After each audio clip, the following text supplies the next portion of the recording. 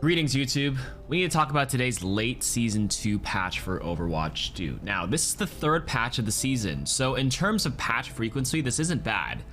3 patches in a season in a 9-week period. Actually, this is the third patch within 7 weeks. There was the hotfix patch for season 2, 9 days in the season. The mid-season patch on week 5, and now we're on week 7. So actually, wait, beginning of season 2 had a patch, then there's a hotfix patch, then the mid-season patch, and then we have today's late season patch. So in terms of patch frequency, this isn't bad. I will say the devs are holding up their end of the bargain where they're adding more constant updates. Myself and a lot of players have been through the gutters at the end of Overwatch 1 where we received no changes for months and months and months. So every few weeks, this is a nice change. Now, whether these changes are impactful is up for interpretation. Let's see what we have in store for today's retail patch notes, January 24th, 2023. It appears there are only nerfs today. The first change is to fortify Orisa. Her health bonus has been reduced from 125 to 75. That's it. There's no developer comments. Right now, Orisa is an S tier tank, and with this change, I still think Orisa is an S tier tank. Fortify, the overhealth was nice, but the strength of Orisa is actually cycling her cooldowns, right? When you javelin spin, you're already invulnerable in the front for like 2 seconds. Fortify lasts for like 4.5 or 5 seconds, and then when you pop your Terra Surge ultimate, you also get another free Fortify. Now you are losing 50 health on top, but there's an entire layer of armor underneath. You can't get headshot, and Fortify has damage reduction. So here's something that I hope Overwatch 2 eventually changes. In Overwatch 1, if you guys didn't know, damage reduction was capped at 50%. In Overwatch 2, this is no longer the case. So that means Fortify's 40% damage reduction stacks with Armor's 30% damage reduction. If you do the math, that means Orisa tanks 58% of all incoming damage. And if you can't get headshot, that is insane. From 50% to nearly 60% damage reduction. Nearly 60% damage, that's right. That's contributing to the reason why Orisa feels unkillable, right? I did the math. Kiriko's kunais deal 40 damage by default. They deal 24 or 28 damage against the armored portion, right? Because it's a 30% nerf. And then when you multiply it with the 40% from Fortify, you do 16.8 damage out of 40, which is insane. Yasmin, thank you for the raid, by the way. So, today's video, I show you here. Right, like this. If Orisa fortifies, you only deal 24 damage because Fortify has a 40% damage reduction. However, once you're through that green overhealth on top, you now only deal 16.8 damage against 16.8 damage. Yeah, thank you, Yasmin, for the raid. I did say thank you.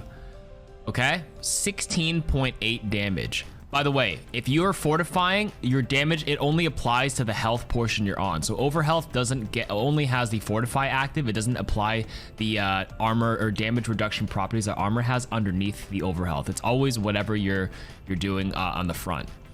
You do so little damage to Orisa when she's fortifying. So that is partially the reason why I still think Orisa's still going to be S tier, despite the 50 overhealth change. This is not a big deal. She can still cycle her cooldowns. Super strong, fantastic ultimate now that it goes through shields. Yeah, Orisa's still meta. That's all I have to say about her. I think they need to do a little bit more. If it were up to me, I'd probably lengthen some of the cooldowns, and I'd probably reduce the damage on the spear a little bit, or maybe the cooldown as well, because I've always said the Orisa spear is just a better Sigma rock on a shorter cooldown, similar damage. It's a fun ability to use, don't get me wrong. So I want to keep the fun part, but it's just a better Sigma rock. It just simply is.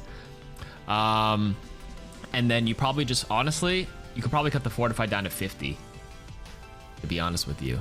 And then cap damage reduction in Overwatch 2 back at 50%. So she's not like at 50, almost a 60% reduction. So it's a 10% less tankiness while she's fortifying. That would be a good start. So even before all these Orisa buffs that she got since season 1, Orisa was already underrated early on. I actually think Orisa was already A tier early in season 1 before they buffed all that shit that they did to where she is now. So yeah, that's my thoughts on Orisa. The next thing they did today that everybody's talking about is the Roadhog change. The chain impact damage was reduced from 30 to 5, so that's 25 burst damage gone. The enemy final position distance from Roadhog after being pulled is increased from 3 meters to 4 meters, which means they're further away from you, which makes it that your pellets, your follow-up shot, will likely spread out a little bit more, and you're way further, so you probably need to take like, I don't even think you have time to walk forward and melee on most heroes. If you have an escape ability, like if you got hooked as a Moira as a 200 HP hero, the Hog hooks you and tries to walk up the shot. By the time he's close enough to melee, you probably would be able to fade out.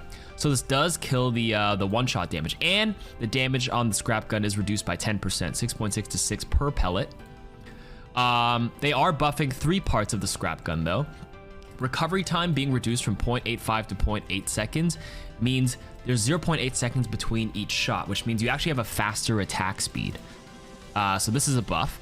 You obviously reload a little quicker, 2 to 1.75 seconds through the animation, and your ammo increased from 5 to 6. So they want Roadhog to be like a brawly, scrappy hero. And I think this will be actually good against tanks. Like when you fight, you know, people with big HP pools, the fact that you can shoot faster and the one shot isn't the main issue, you will still be able to fight Ramatras, Winstons, Balls, Junker Queens. Those matchups will be good. You have a smaller chance to get the one shot from 0 HP, or sorry, a fully healthy target. However, in a game of Overwatch where people just take random chip damage and you can shoot a shot before you hook, the one shot could still, or the burst still exists. So I would honestly say, some people have said Roadhog's dead, but I did a little bit of the testing, and I feel like he still might be okay in the scope of 5v5, because he's still super tanky. 700 HP, 350 HP heal. I'm gonna say maybe A or B tier right off the bat, but I think people are just off a nerf like this, people are just gonna stop playing Roadhog because they refuse to play him and play something else, but I think low-key he might still be decent. And this is apparently supposed to be like a little bit of a band-aid, because I think they're going to rework Hog a little bit more. We heard that in today's Flats and Emong stream, where Alec Dawson, the principal balance designer, joined them on the stream and mentioned that they are working on some more things with Roadhog in the future. This is mostly to tie us over until then, because I think the other changes require VFX work. Don't quote me on that, something like that. And that takes some time to iterate. And also, this is the 4th patch of Season 2, technically. I'm expecting Season 3 early on to have way bigger changes, because I want each season, or I think most people want each Overwatch season to feel like fresh. Like big, significant changes should be at the beginning of a season. There's 2 weeks left. These are just to tie us over. That's why they're minors. Everyone's saying this is such a small patch. Yeah, this is the 4th patch in the season. Small changes, you can leave the big ones. We got 2 weeks left, sure. Okay, Sojourn. What they're gonna do with Sojourn is that energy gain is no longer based on damage done by primary fire. Each primary fire hit against an enemy player now grants 5 energy flat. This is a nerf and buff to certain matchups. I'll talk about that in a second. Primary fire damage per projectile reduced from 10 to 9. This is what it was earlier in Season 1. This is a net nerf. This one is arguable. It depends on the matchup, on whether this is a nerf or a buff. I actually think overall this is still a net nerf, especially when you with the Mercy Sojourn combo. You guys have no idea how fast it was to build up your full charge when you are damage boosted by Mercy. The fact that it's a flat 5 now is a significant nerf there. Just to give you some perspective, here's what it looks like beforehand. Where is it? Dude, those are body shots. Do you see how fast that is? Are you kidding me?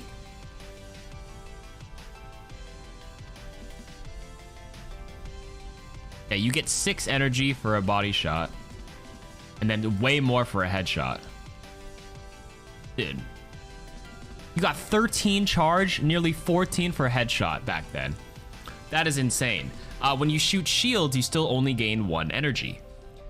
So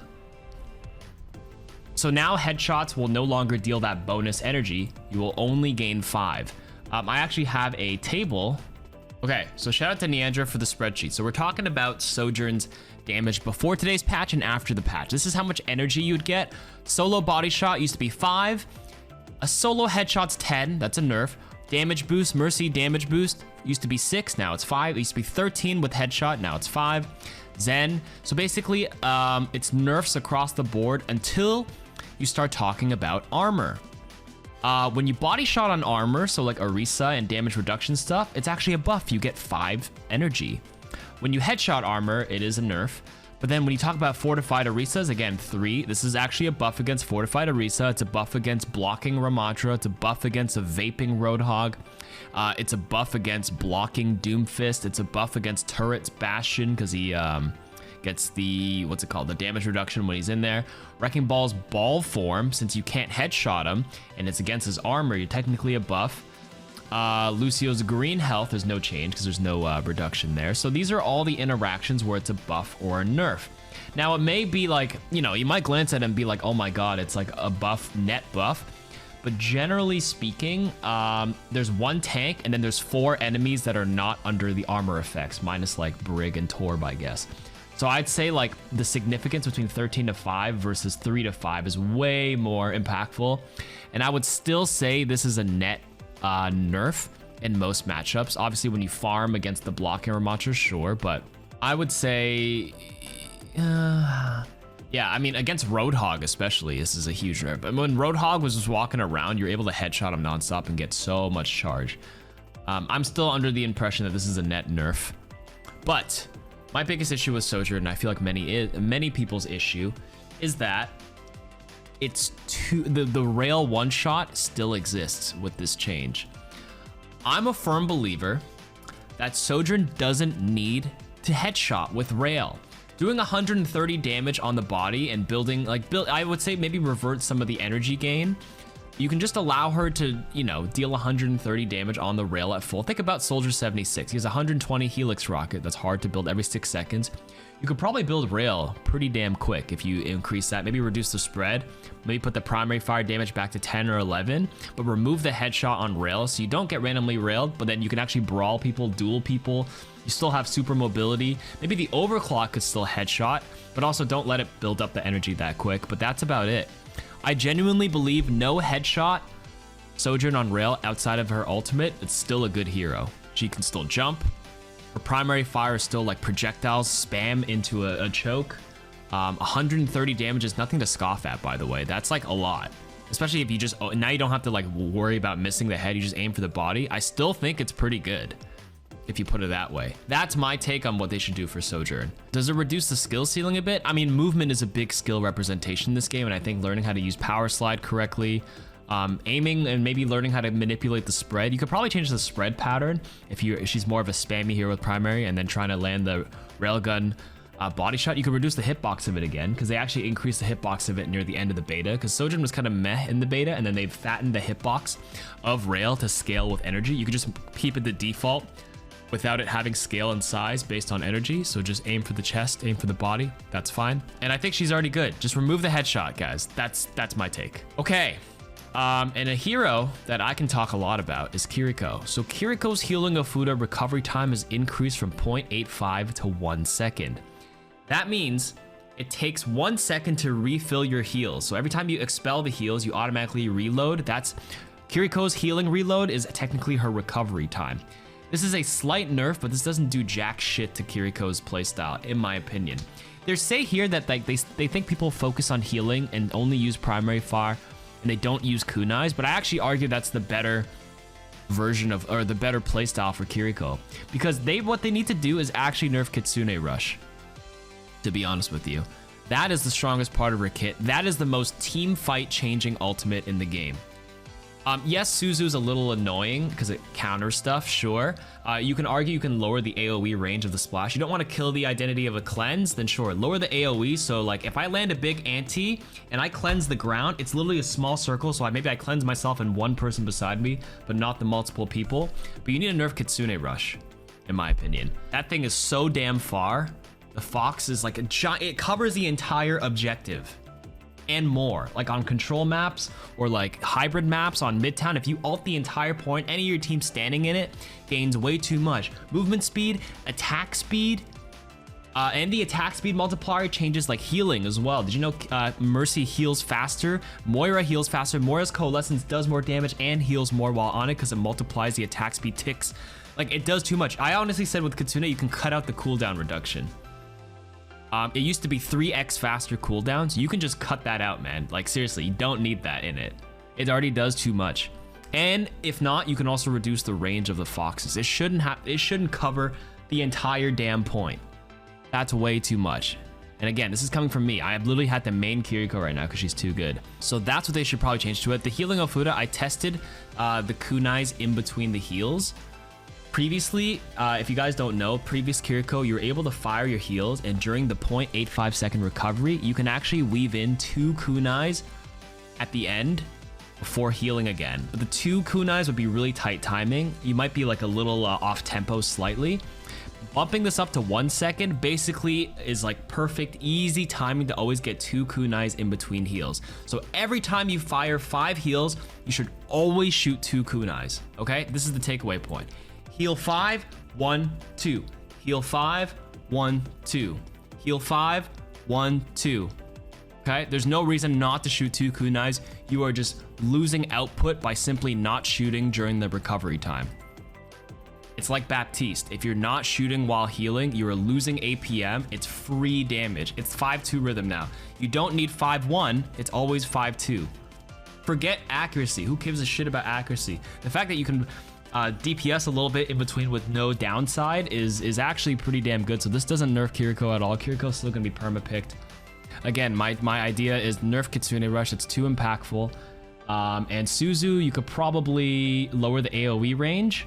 And honestly, if it were up to me, you could just get rid of the 50 HP healing on it. The fact that it also heals 50 HP is kind of insane. It was 5-2 in the previous patch, but the timing was tight. If you had to flick and then look at a new target, you would mistime it if you do it side by side. I tried it as best as I could, and you would still mess. It's very easy to mess up. This just makes it way easier to 5-2.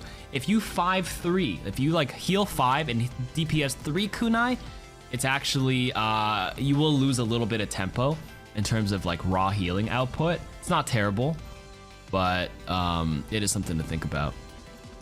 Suzu boop is so minor, it doesn't really bother me, to be honest with you. It's mostly, yes, the Suzu heals 50 HP. Like, it doesn't need to do that. Suzu heals, boops, and cleanses everything. The fact that it cleanses is already a good ability on a support. You completely negate antis, burns, all that stuff. Like, lower the range, like the AoE range slightly, like the radius, and you can probably cut the healing out, and I think that's fine. Just my take. Maybe you can keep the self-heal for herself and then cut it for others, sure. And then there's some other bug fixes in this patch, like, you know, whatever the hell this is. Oh, and there's an issue with Wrecking Ball here, where the adaptive shield could be incorrectly applied before the cooldown was complete. This is a bug. It's fixed now, so I can mention it, where, you know how Wrecking Ball gets more adaptive shields when there's more enemies within his range when he presses it? So there was a bug where if you pressed it around like the maximum 5 targets, you would get like, what is it, plus 100 overhealth per target nearby, something like that. You would get 500 overhealth for 5 targets. So now, previously, if you held the adaptive shield with 5 people, you get the max shield, and you rolled away from enemies, and there's no enemies near you, and you held the adaptive shield button down, the next time it goes up, you'd get another 500 HP, even without having the right amount of targets nearby. That was the bug they fixed there. I think that's it for today's patch. So, thanks for watching this on the archives. Appreciate you. See you later.